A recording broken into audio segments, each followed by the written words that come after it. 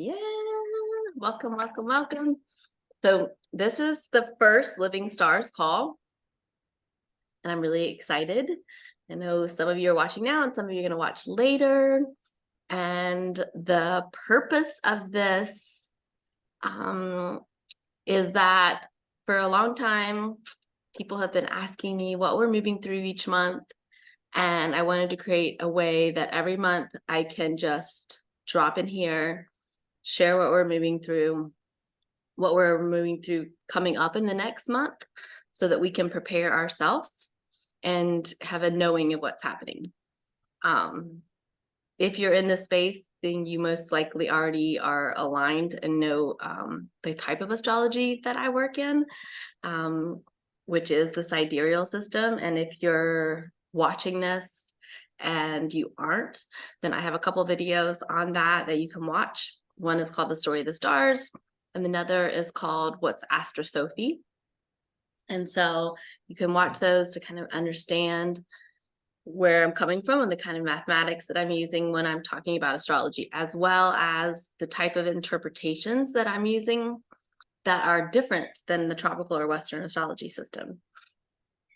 So when I got called into this, I was always curious about the stars, but when I got called into this, I even began to see how in the tropical or Western astrology system, there's a lot of fear-based stories that run through their translations. And so right now, where fear is really the weapon used to divide us, to manipulate, to control, to really keep us from living in faith and connecting with one another in a good way, then we want to look at all the systems that are being translated through a story of fear. So the way that I want to be guiding through the stars, human design, and the gene keys is through really radical faith and radical love, optimism, hope. And so that's how I'm going to be sharing this medicine. And yeah, so once a month we'll get together. That's the last Monday. This call is on the last Monday of every month in the nighttime. And then if you're a part of the Luminary Love Leaders calls, those are the first and third Mondays of the month, but at noon during the day. And in those calls, we dive really a lot deeper into human design and the gene keys. So, and I always make a presentation because it supports me and it supports you. Depending on if we're visual learners or audio learners, you can also just listen to these calls. If you can't make the live calls, you can just listen like a podcast. But I am a visual learner, and so I make pretty presentations too. Yay. Yay. I'm also an artist, so I like to make pretty things. So, all right, Living Stars, first night. I'm going to review a little bit on what we had in our Love Leaders call. And if you weren't a part of that one, I will send you the link to that. We dove into the shadows that we've been moving through in the last couple of weeks, and that we just moved through this big shadow of victimization. So at the very beginning of Pisces season, we moved through the shadow of victimization, which the highest aspect when we transform victimization, it's freedom. And so there's a lot of things that are coming up that are showing us the victimization shadow in humanity. And where there's corruption in the systems, where there's corruption in the school systems, the government systems, the health systems, all of the systems that have any kind of corruption in them, all of that's being brought to the surface for us to witness and be aware of, so that we can transform it and create in a good way. And astrology is another one of those systems that has corruption in it. There's misalignments in it. And so Rudolf Steiner is one of my teachers. He's passed now, but he is one of my teachers who I started studying his wisdom in the stars. and his interpretations. He created the Waldorf School and all kinds of other things. And when you watch my other videos, I go into Rudolf Steiner in that. So he had predicted that a time would come when the ancient astrology will live again in a new form, which would be aligned with Christ. And in Christ, that's why I'm talking about Christ consciousness, or the cosmic Christ, the Christos that connects the pineal and the pituitary gland, if we're getting really deep, that part of Christ. And then when we contemplate astrology in this new way through our hearts, we're going to come into relationship with the stars again in alignment, which will support humanity to also get into relationship with nature again. And we will have this great remembering. And in everything I do, I don't want to be a part of creating another dogma on the planet. Religion has become a dogma. Politics creates a dogma. There are so many things that create a dogma. I'm right, you're wrong. This is the left, this is the right. I believe this, you believe that. And I don't want to be a part of anything that creates that division or dogma. So in everything that I'm sharing, it's meant to be contemplated. I'm not saying that I'm 100% right in anything. I'm bringing these thoughts to the surface for us to contemplate. And that is how I want you to absorb everything as we move through these systems and we move through the things that I'm educating on. So education at the core, the etymology of education actually means to bring into liberation, to bring people into freedom. Where teaching is more of like creating, this is right. Here's the textbook, follow the text. So I think part of that is also shifting from being teachers to educators. And the type of astrology, this astrosophy, which I have a whole video on, looks at the life of Yeshua and Mary Magdalene in the world of the stars that connects us with the esoteric spiritual science of the stars. So in growing up in the church, I was taught that astrology was the devil's work. It was dark magic, stay away from it. But I was always curious then, why did Jesus tell us he was coming based on a star? And then who were the actual magi? So that's kind of part of what ignited my journey into the stars. And this type of stars uses that kind of alignment as a bridge back to the original type of astrology from a man named Zoroaster, which if you want to dive deeper into that, that's in the story of the stars. Another purpose in living stars is this idea of connecting humanity once again in a relationship with nature, because it's this relationship that's corrupted. It's our relationship with nature that's been corrupted. It's our relationship that has been corrupted with each other and with the stars. And it's this idea that when we start to work to heal that relationship, we then in return get healed. It's a mutual reciprocity.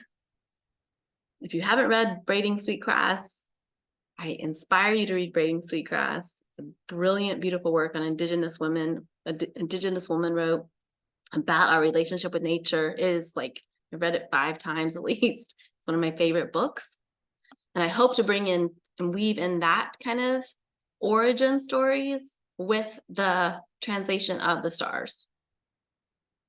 Because there is the language of the stars has been lost for the most part. Just like Indigenous languages have been nearly lost, there has also been, you could say, an agenda or a movement that is connected with colonization as well, that has destroyed or attempted to destroy our languages. And so I'm passionate about the root of language, the roots of our words. And I started really becoming passionate about this at Standing Rock because I started to learn about language based on the Lakota language, and it changed my whole view of words as power. I really love the 4 agreements and how our words are our power. Our words cast spells. Our words are so powerful. And then when I started learning about these Indigenous languages where there's no word for goodbye, they say see you later, and there's their language is just so beautiful. And through that language, we experience life in a different way.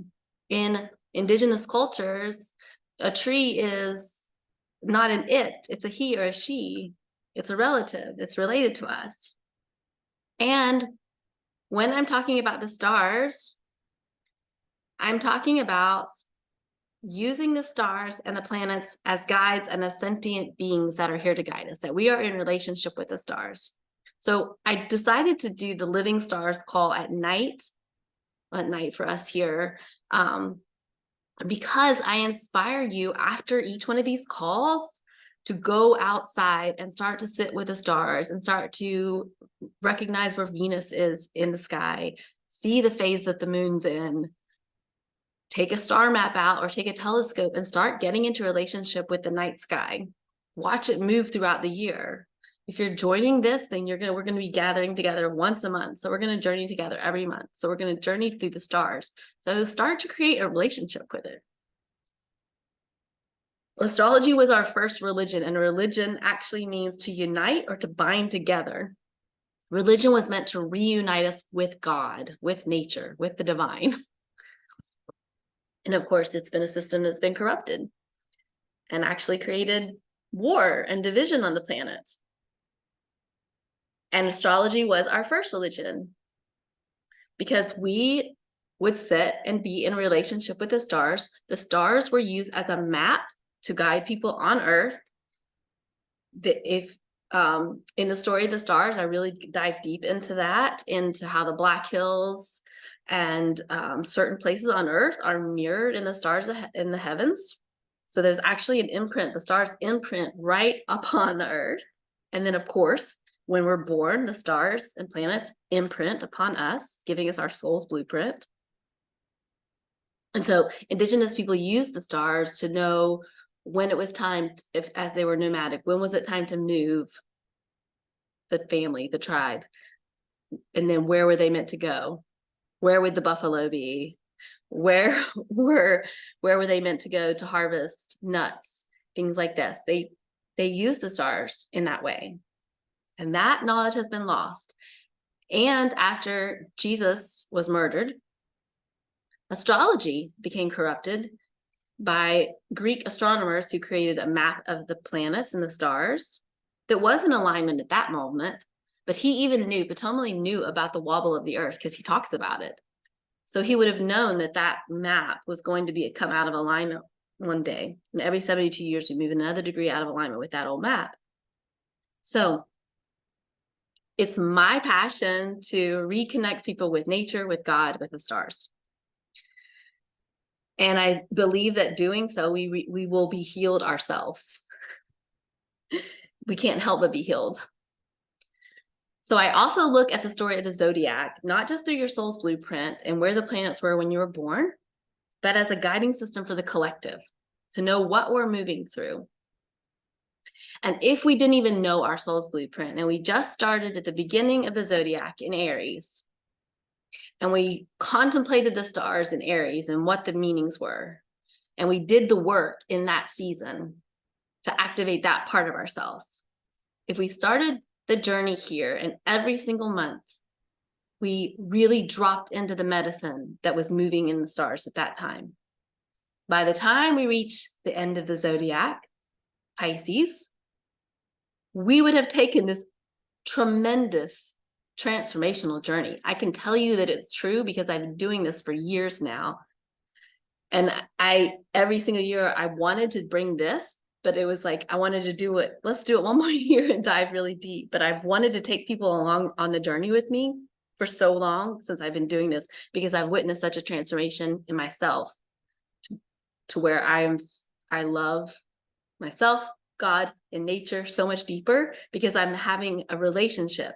I'm also like not experiencing the shadow parts of each season as much because I'm contemplating the higher aspects and I know what we're getting ready to move through. And so in knowing what we're getting ready to move through, I can really contemplate and meditate and pray on the higher aspects of this season and then transform those fear-based parts of it, the shadow-based parts that the collective is still kind of moving through.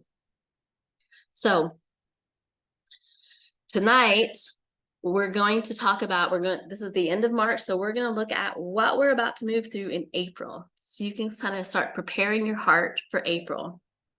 Okay. And, oops, let's go back. We are transiting through Pisces now. We started moving through Pisces on the, don't get me wrong here, I think the 16th, I'm not sure. But if we've already started the transit, it was Saturday a week ago, yeah. So we started to move into Pisces. We start moving into Pisces through the shadow of victimization, which is like the deepest wound in humanity. So Pisces starts deep, and then as we cycle through the month of Pisces, through the season of Pisces, we end the cycle activating the gene of universal love, unconditional love. So we end Pisces and begin Aries in the theme of unconditional universal love. Of course we do. So we end the story and we begin in this embodiment of love. And if we've taken the journey through the zodiac, we should be able to be vibrating at a higher frequency of love by the time we get here. Okay. So currently in the stars, yes, the sun is in Pisces, but right now we also have Mercury, Jupiter, Chiron, all here in Pisces in the 5th house. Okay, so we have a lot of Pisces, a lot of energy in the Pisces starry family right now. Okay, and this is what we're going to be moving through this month. And I will put this in the podia every time, so you don't have to make notes of this if you don't want, if you want to just absorb. So I'll put it in the podia exactly what we're moving through. So April 4th, the moon moves into Virgo, okay? The sun's in Pisces now, but on April 4th, the moon moves into Virgo, and then on April 6th, we have a full moon that's in Virgo, and during that day, the moon will move from Virgo into Libra. So people are often asking me around the moon, because a lot of people do moon ceremonies, and they'll say, what is the moon actually in? So sometimes the moon is transitioning from one zodiac to another during the full moon. Just like when somebody is born during a cusp, we can start to be looking at both of those aspects, both of those signs, okay? So if the full moon's moving from Virgo into Libra, still a big theme of love this month in that. Virgo representing the divine healer, the divine feminine, the divine mother, and then Libra representing this balance that brings us into more of a justice aspect, more of like standing for justice in this way. So the moon represents emotion. So the moon will pull on our emotional body. So it is valuable to know what we're moving through in the moon sign, so we can know what we're emotionally moving through, right? Then April 11th, the sun will conjunct Jupiter. Anytime that there's a Jupiter conjunction, Jupiter is the planet of abundance and prosperity and expansion. So Jupiter goes in and expands whatever sign that is in. It's also an invitation to look at our relationship with abundance or prosperity. And so if the sun on the 11th is still in Pisces, we have a Pisces sun conjunct Jupiter. So this expansion in that way. And we'll talk more about that later after we talk about Pisces. Then April 16th, the 17th, the sun moves into Aries and begins the new astrological new year, the new cycle of the astrology system. It begins with a new moon on the 20th and an eclipse that night. So that's going to be a big week. That's going to be a really big week. So we think about that when we start to think about these cycles. Just like over the last couple of weeks, we moved through that shadow of victimization. I was having so many people calling me saying certain people were just vomiting their wounds on them, blaming them for all their problems, wanting to break up or wanting to in relationships because they were just spewing their wounds out. And so we can start to be aware of that, because at a higher aspect, we can just love people for where they are in that moment and know, okay, everybody, these wounds are coming up for us to look at. And some people may have not really done the work to process these things. So they might be projecting these things on us. Let's not take it personally. Let's also not engage, so we're not creating more war, more conflict. So that's another reason why it's important to kind of see what we're moving through in these ways. So let's dive into Pisces. We're going to dive into Pisces and Aries tonight. So Pisces represents the fishies, the two fishies in the heavens. And in the original astrology, or in astrosophy, it's the mystery of destiny.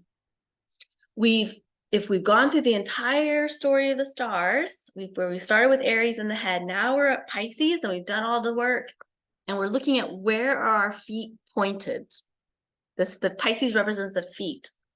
It represents our destiny, where are our feet pointed? What direction are we moving towards? Are we in alignment with our destiny? Are we moving towards our destiny?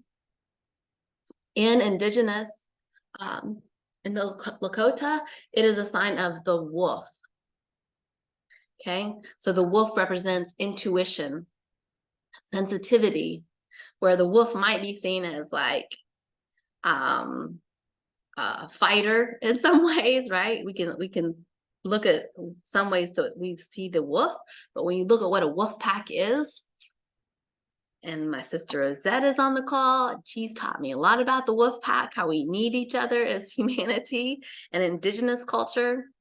That wolf represents family, being really sensitive and intuitive. The wolf knows. The wolf was a leader of the pack. The wolf leads and is intuitive and in harmony with nature. And it also teaches us this higher aspect of love and unity, where we come together as a pack and we work together in unison. Okay. Pisces also represents heavenly law, that the law of the land is written on our hearts. So the two fishes represent bringing heaven to earth. Okay. The upper fish swims towards heaven. So it's the destiny that is in unison with heaven, pointing us towards heaven, towards our higher calling, towards our higher vision. So if we're looking at it individually, Pisces then is like a time to look at, what's my highest calling? Am I in alignment with that? What's the gift I have to share? Am I fully embodying love the way that I can? And we're looking at what's our destiny, where we're moving. The lower fish points towards Aquarius, towards our future. So we're bringing heaven to earth. Aquarius is the future, the new earth, reconnecting us with our original ways and becoming in unison again. It is not the age of Aquarius, so a lot of people will talk about that. We are still in the age of Pisces. Yeshua came in the age of Aries to ignite this journey, and we don't move into the age of Aquarius till, I'm going to get this wrong, 2375, I think. But that's in my last video too. So Pisces connects us in that way. They're also, the two fishies are connected by a cord that is supposed to remind us that our destiny is inescapably linked with heaven. And if we look at religion has teachings that teach us that we don't reach heaven until we die. That heaven is a place that we go to. And really the original teachings of Yeshua were that heaven is within, the kingdom of God is within, the kingdom of heaven is within, that it's here and now. And that is the purpose that he and Mary Magdalene came to bring, to rebirth, is this idea of heaven on earth now. And that highest embodiment is the highest calling of love on the planet. So Pisces brings us into the highest calling of love, to live here and experience heaven on earth. And we all can experience that. We're not experiencing it all the time right now because we live in this fallen system, but we can have that experience now. If you take a star map, you can also, if you can look at the planets a few different ways. Clearly, you can take a telescope. You can even look at NASA. NASA recognizes sidereal astrology as more in alignment with than tropical, because NASA knows where Pluto and the planets are because they have satellites there and things like that. They have cameras that show. So you can look at where the planets are a few different ways: telescope, star apps, or you can look at astrological maps through sidereal. So right now, this is what the planets look like right now in Pisces and Aries. Okay, Venus and Uranus are in Aries, Mercury, Jupiter, the Sun, and Neptune are in this zodiac of Pisces. So let's look at the highest calling of Pisces. And maybe your sun is in Pisces, or maybe your ascendant's in Pisces, or maybe your moon's in Pisces. Maybe you have some aspect of Pisces in your chart, so you can kind of look at that aspect of yourself to do some deeper work in that. Or maybe you have a child or a relative or a partner, or maybe you just want to take the season of Pisces and work on these aspects of yourself. So the highest aspect of Pisces is love. It's the end of the zodiac. Love is the highest calling. That's the highest purpose in Pisces. The two bottom parts of the stars are the foundation that allows us to embody these higher aspects and overcome kind of the shadows of Pisces. So magnanimity and self-discipline are the two foundations that help us embody love. Magnanimity, which I had to say that word like 10,000 times to get it right, is a Latin word that means great soul, and it actually literally means like being big-hearted. A person that has an oversized spirit, by being brave or noble, is easily forgiving, is accepting, doesn't hold resentment. So somebody who's really big-hearted. And blessed are the magnanimous, for they shall be filled with love. So the big-hearted will be filled with love. On the last call, on the first Love Leaders call, and I'll send you a link to that if you want to watch that, that's what we talked about. What does it mean to live with your heart fully open? So the thing about Pisces is a lot of the tropical description of Pisces is like really lives in like fantasy or dream world, or this more of like a seeking higher enlightenment or seeking something outside themselves, seeking heaven. And in that, they forget to be actually human. And when you study the life of Yeshua, there's a lot of symbolism in when he was born and in his miracles through Pisces, because he came to embody what it meant to be human and divine, to live amongst the suffering, to suffer with the people, because our greatest embodiment of love can only happen by facing our suffering, by experiencing our suffering, by not numbing our suffering, by letting our suffering teach us, by feeling the suffering of the world and transforming that suffering. So Pisces is this invitation to not forget the suffering by trying to reach enlightenment, because that isn't the true aspect, the true embodiment of Pisces. It's to be both human, to suffer here along with our people, to suffer ourselves, to feel it all, and then transform that through love, to learn how to forgive, to be accepting of other people, to meet people where they are, to be a good listener, to not hold resentment against people, to keep your heart open is the highest part, to not let the world break your heart down, crumple your heart up. So some of the shadows of Pisces then can be stubbornness or indifference, where you become indifferent to the world because you close your heart off so much. So, yeah, that's a little about Pisces that we can start to move through this in this season. And another thing I wanted to talk about was Yeshua and Mary Magdalene their teachings were through Eros and Agape, the two forms of love, sensual love and divine love. And the divine feminine part, Miriam's story, got silenced. She had to flee, and her story got silenced until recently. And there is a rebirth of who she was and her wisdom and her teachings. Her scrolls were found. And so we're having this rebirth of what Yeshua and Mary Magdalene shared together, which was the combination of loving God with all our heart and loving one another, as well as sacred love and sacred divine union.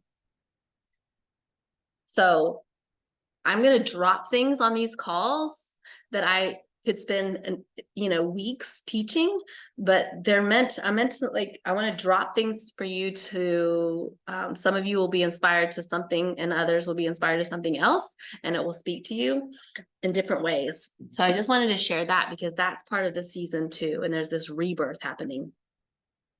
Venus was also seen, the star of Aphrodite, and she was birthed through Pisces. So there's another aspect of love here in Pisces. And Andromeda is a star in the Pisces region that was called the chained woman. And you can dive deeper into that to recognize what Andromeda is through Pisces. Pisces is ruled by Neptune, and that's the archetype of the illusionist. Okay.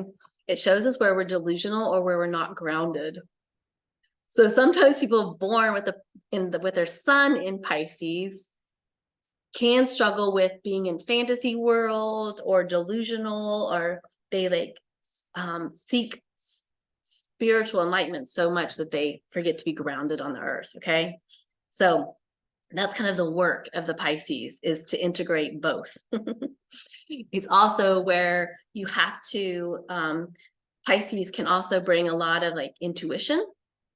And so it teaches us how to have intuition, but connect that with the real world, how to kind of walk between those worlds in that way. In relationships, Neptune is the planet that shows us where we might make something up that isn't real. So it can create, it can kind of create that. And sometimes people that are born under the sun of Pisces really attach themselves in relationships and can really struggle with detaching in relationships. Highly emotional, which is a good thing. It's a beautiful thing. It's interesting too that Pisces activates a lot of the gates of the emotional solar plexus in human design. So the key for Neptune and for Pisces is not to take life so seriously, to dream and to play and to live in fantasy, but also be grounded on the earth. Okay. So sometimes Pisces can take life really too seriously. If we're living in the shadow right now, we're stuck in victimization, which is coded through Pisces, and we are blaming things outside of ourselves. And we kind of look for someone else to take responsibility. So the beginning of Pisces season invites us into taking radical responsibility for ourselves. It's not so easy sometimes. And it also is a season of learning about giving. I have really been called to talk more about my heart's dream of living in a world made of gifts again, and what giving looks like. And I've actually been asked to teach a class on the gift economy. And so I want to talk about what it looks like to love and to give, and some things that you can kind of ask yourself when you think about what kind of a giver are you, because there's also a crisis happening in our financial system that we're witnessing happening. And just like in the health system and some of the other systems where the crisis has happened and the system is crumbling and the shadows are coming up in the system, the same thing is happening right now with currency, with money on the planet. So in my opinion, I feel like it's inviting us to live in a world made of gifts again, to really look at how we're giving of our time and our money and our energy, and to look at the value of that, and what is the value of our currency, our money, our energy, our time, our gifts. and how we can change our relationship in that way. So how do we rise in love? So some questions that you could ask yourself about giving. What kind of a giver am I? Do you give to get something in return? To expect something when you give? Or do you only give when you know you're going to get something from it? Do you give and then resent it afterwards? Do you give to people please? Or in that way, it's like, are you giving so that you'll feel valuable or you'll feel loved because you gave? Are you giving out of fear?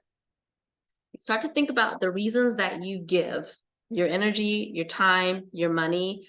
Then we can go into consumerism and what we are consuming. And that could be looking at your time, how much time you're spending on social media, how much time you're spending, time as currency. And then also then where you're spending your money. So what are you choosing to invest in? What are you choosing to spend your money in? And is that based on fear? Because I believe if we all start to think about what is the gift that I would give? What would I give if I could freely give out of love? And what would I give if I was living in full faith? So first, you can look at what beliefs that you have around being fully supported and abundant. And then really start thinking in this season, what would I gift the world if I was free to do so? What are my gifts that I would give? What is the dream that I carry on my heart? What is my destiny? Where's my destiny pointing me towards? Pisces moves us to heaven on earth. Where are my feet pointed? So am I giving just to make a living? Am I that's still in scarcity consciousness? Am I giving so that people will like me, so I'll have friends? What is the reason that you're giving? And then you can look at then why am I withholding my gifts? And so really right now, that's my invitation as we move from Pisces to Aries, is to really contemplate the gift that you would give the world if you were free to do so. What would be the gift? What would you be creating right now? What does the world need that is just etched on your heart? And you know that like it would really support humanity. It would really bring so much love to the planet. And then, because then when we get ourselves straight, when we really get this, our love language and our relationship with this, then it helps us go into Aries and lead us into the next cycle, into action. Okay, so what gift would you give the world if you were free to do so? Because you are, at the highest aspect, you actually are. It's that leap of faith that you have to take towards this gift that you're here to share, where you start to see you are fully abundant. There might be some sacrifices that come, and that's what we're going to see in Aries. But Pisces is all about getting your heart aligned with your destiny, with bringing heaven to earth, with the gift you're here to share, okay? We talked about this on the last call. These are some other questions that you can look at. How do I embody love? How do I open my heart? How do I live with my heart fully open all the time? Which takes like really being brave and looking at your suffering and facing your own wounds, because your wounds are the medicine. That's the ingredients for the medicine that you're here to create. So when you look at your gifts, you can start to narrow it down. Maybe you have a lot of gifts that you want to share, a lot of dreams, and you can start to narrow it down by also then looking at the experiences that life has brought you and what you've already overcome. And then you can start to kind of hone in on, okay, well, this gift, I've really already done a lot of the work to transform that wound, that thing that I experienced. And so maybe this is the gift that I'm here to birth in this season. Because maybe you've got lots of gifts to birth. You want to see which one it is to birth in this season. So we want to look at that. And that helps us move from victim consciousness to optimism and creative consciousness. Because when we're not sharing our gifts, when we're living as victims, when we're living in fear, we're living in this cage where there's heaven all around us. And we're this bird stuck in a cage with all this gifts to share, all this love that we have to give. But if your heart you built all these walls around your heart, then you cannot be sharing love in the way that you're meant to share love. You got to break down the walls around your heart.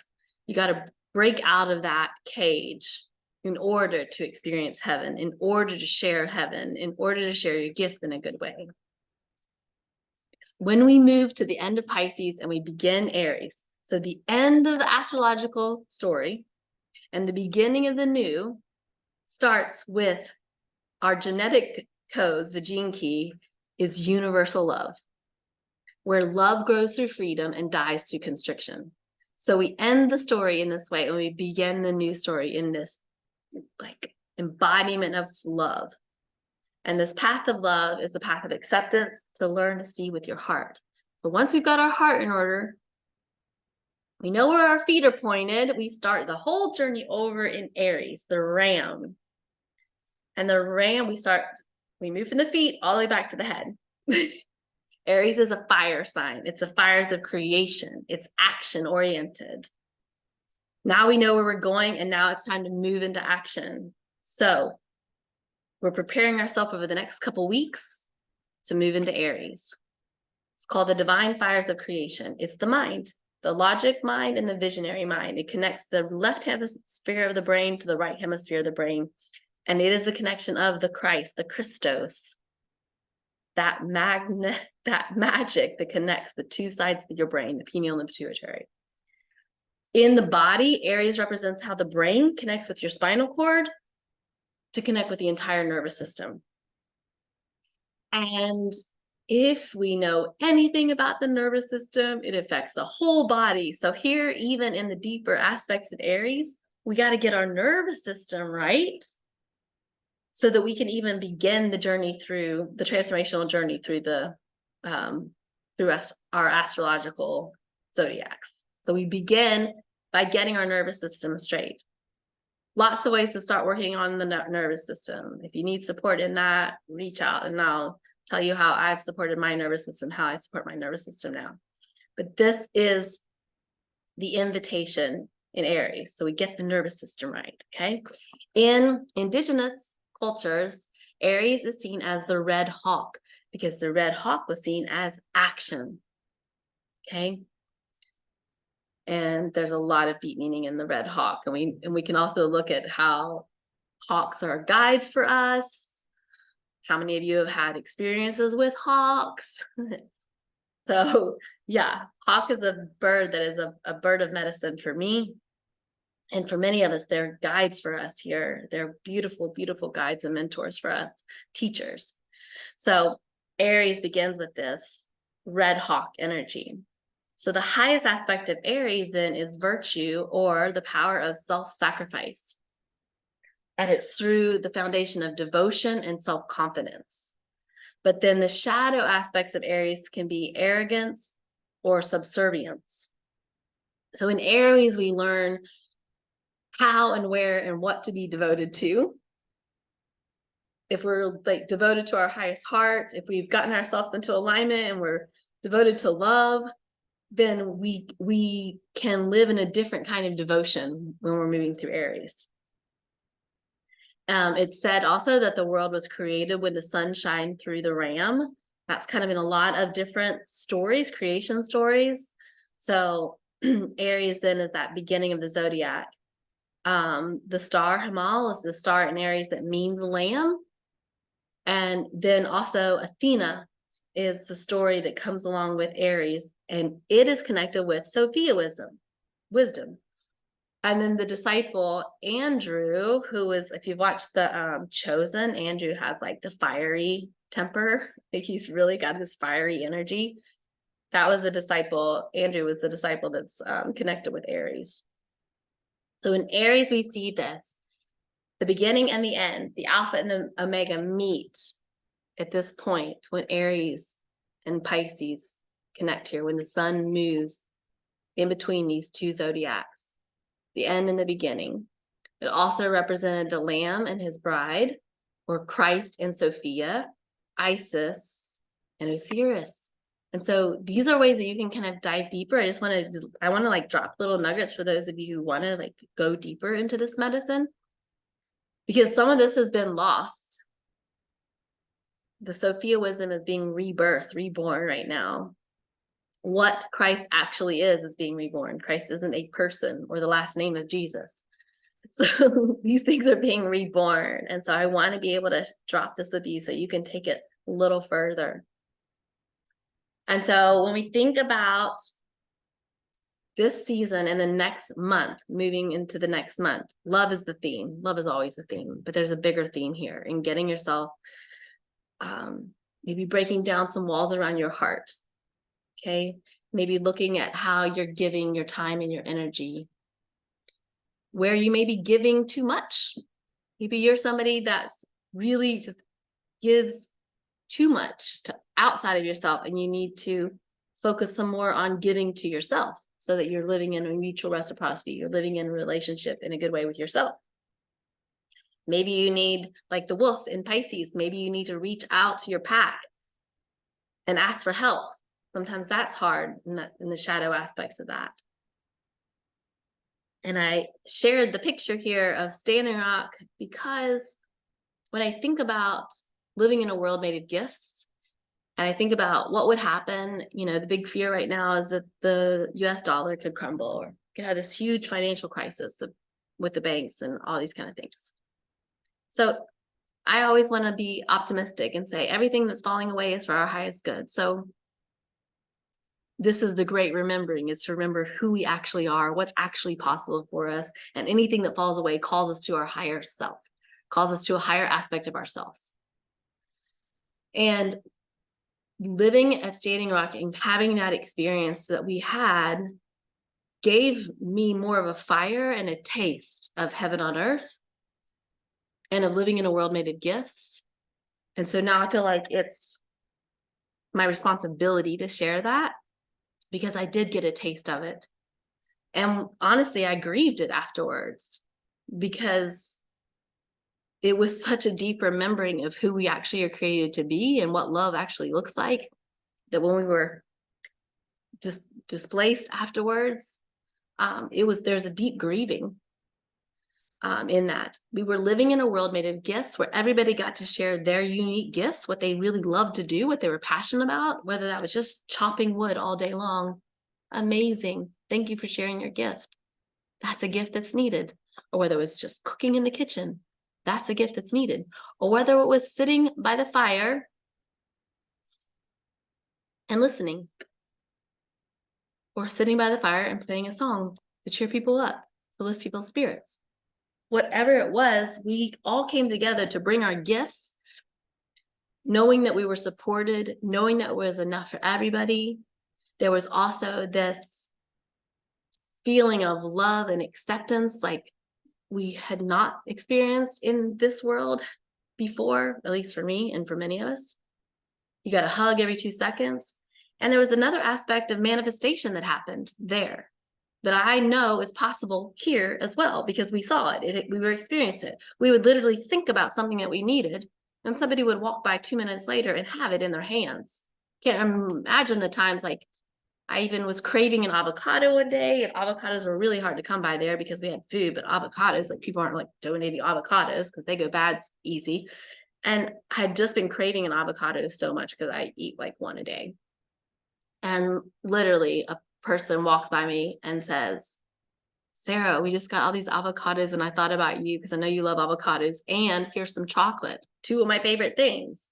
And it's like that kind of stuff happened all the time.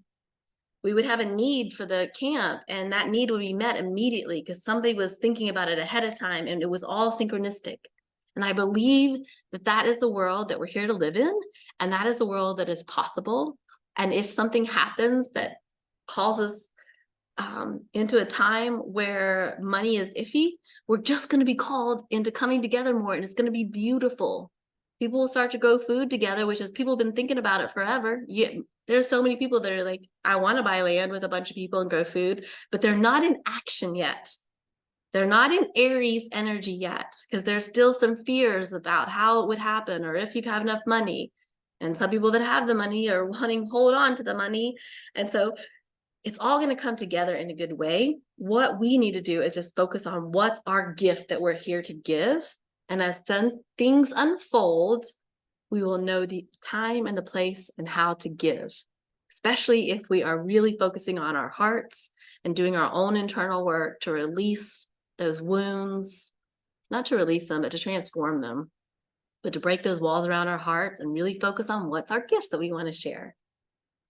And so that's the calling in this month ahead, to focus on your heart, get yourself ready for the season of Aries.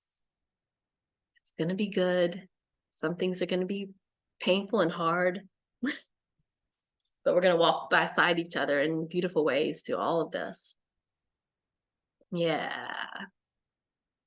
Yeah, truly. Let me stop my share here. Yeah. So good. I'm going to stop the recording. And then if y'all have questions, if you have comments, then stay so that you can ask me questions and we can talk. And then if you're watching this afterwards, if you have questions, you can send them to me. If you want to join Living Stars, we meet once a month, last Monday of every month at 7 p.m. Eastern Standard Time. Luminary Love Leaders meets twice a month. That's a deeper dive where we dive deeper into the shadows and the gifts and the gene keys and human design. So I love you. I love you. I love you. Thank you for being here. See you next time. Okay.